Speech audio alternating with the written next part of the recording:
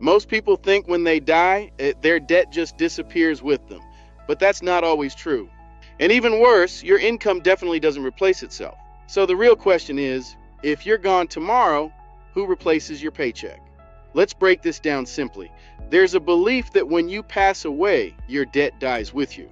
And in many cases, that's true. But here's where people get caught off guard.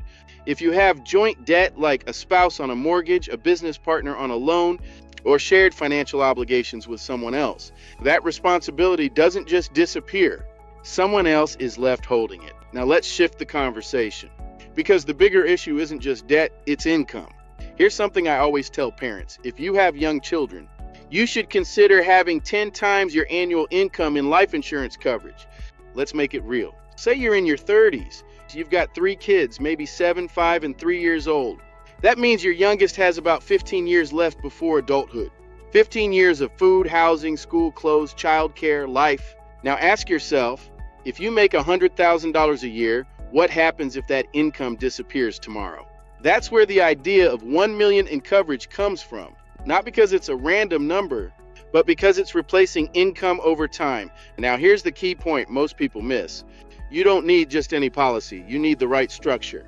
That could be term life insurance, whole life insurance, universal life insurance, or a combination.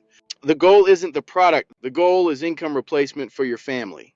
And here's something important. Most employer life insurance policies are not enough and often not transferable when you leave your jobs. So if your job ends, your protection might too. So the real question isn't, do I have life insurance? The real question is, if I'm gone, does my income survive me? If you're a parent, a first responder, or someone responsible for a family, this is something you can't afford to ignore. Start thinking in terms of income replacement, not just insurance.